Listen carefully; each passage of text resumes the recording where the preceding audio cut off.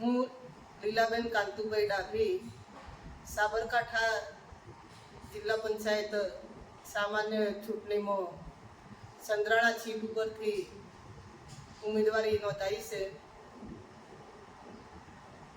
આજે અમે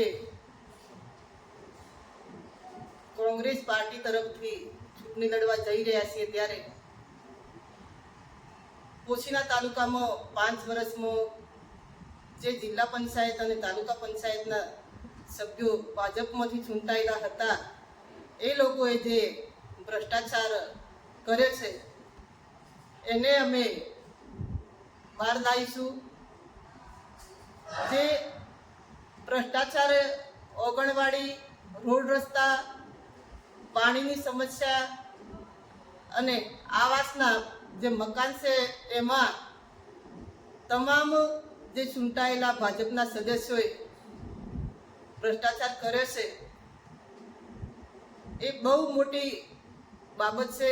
એ બાબતને અમે અત્યારે અમારી બોડી જે આવશે કોંગ્રેસની જે ચૂંટાયેલા પ્રતિનિધિઓ અમે એ ભ્રષ્ટાચારને બહાર લાવીશું. અને જે ટીડીઓએ જે અમારે હમણાં વિડીયો ફરતો હતો એ બાબતને હું થોડું કહીશ કે એ બાબતનો તાલુકા પંચાયતના ટીડીઓ જે હતા એ ટીડીઓએ જે ભ્રષ્ટાચાર કર્યો હતો એ ભ્રષ્ટાચારને પણ અમે લોકો સુધી લઈ જઈ અને બહાર લાવીશું.